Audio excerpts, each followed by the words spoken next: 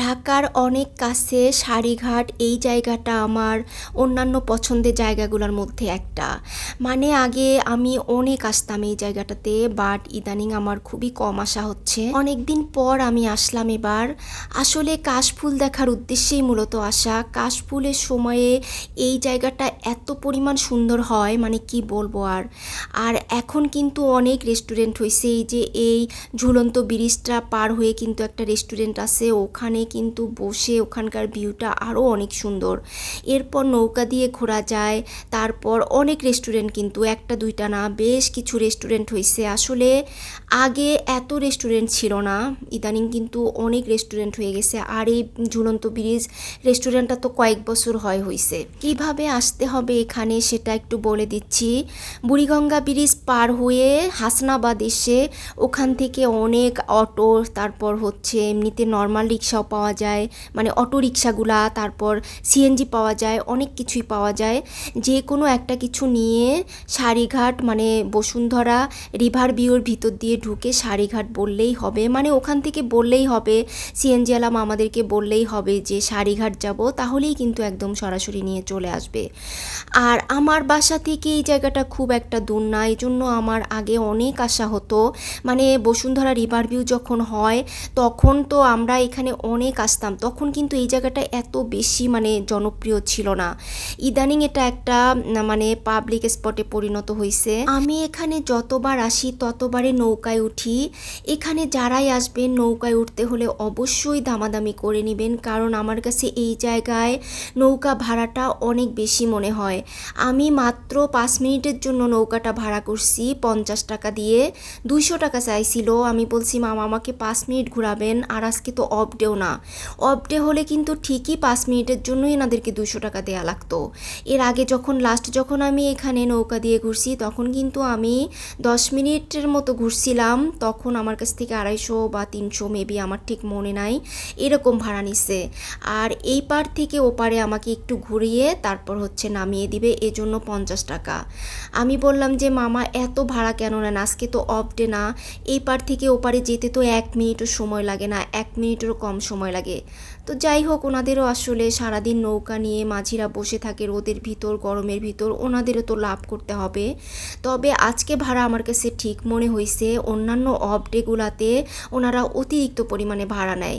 এপার থেকে ওপারে কিন্তু এমনি হেঁটেও চলে যাওয়া যায়, বাট আমি নৌকাটা নিলাম যে একটু ঘুরে তারপর হচ্ছে যাই, কারণ নৌকা দিয়ে এখানে ঘুরতে কিন্তু ভীষণ ভালো লাগে। এখানে ঘুরতে হলে এই রোদের মধ্যেই হাতে সময় নিয়ে তারপর আসতে হবে, কারণ অলরেডি কিন্তু দিন অনেক ছোট হয়ে গেছে, মানে 6টার মধ্যেই আজান দিয়ে দেয়, মাগরিবের আজান। আর এখানে ঘুরতে ঘুরতে কোন দিক দিয়ে যে টাইম শেষ হয়ে যায় কিছুই বোঝা যায় না। কাশফুল দেখতে, তারপর হচ্ছে নৌকায় ঘুরতে, কোনো রেস্টুরেন্টে বসে কিছু খেলে, মানে একটু হাতে সময় নিয়ে তারপর আসতে হয়। অনেকেই কিন্তু নৌকা দিয়ে ঘুরতেছে, তারপর হচ্ছে কাশফুলে যাচ্ছে।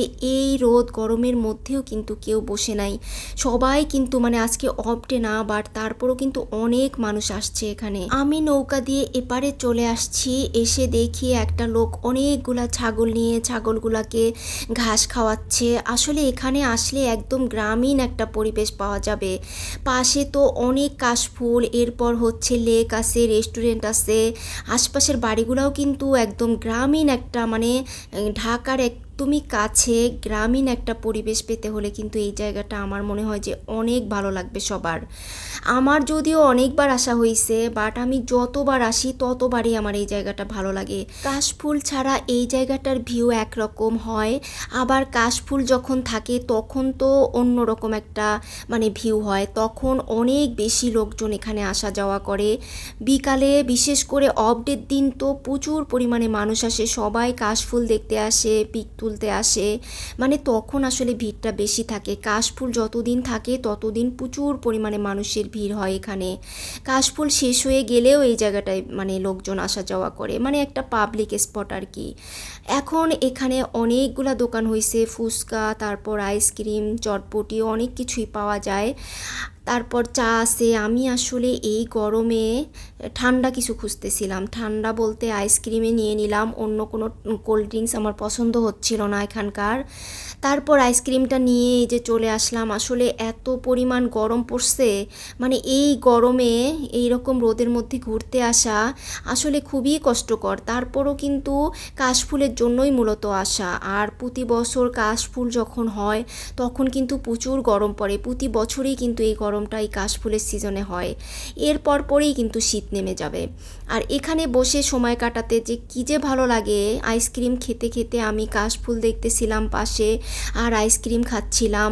আসলে যদিও গরম, তারপরও আসলে গরমটাকে ওরকম গরম মনে হচ্ছিল না।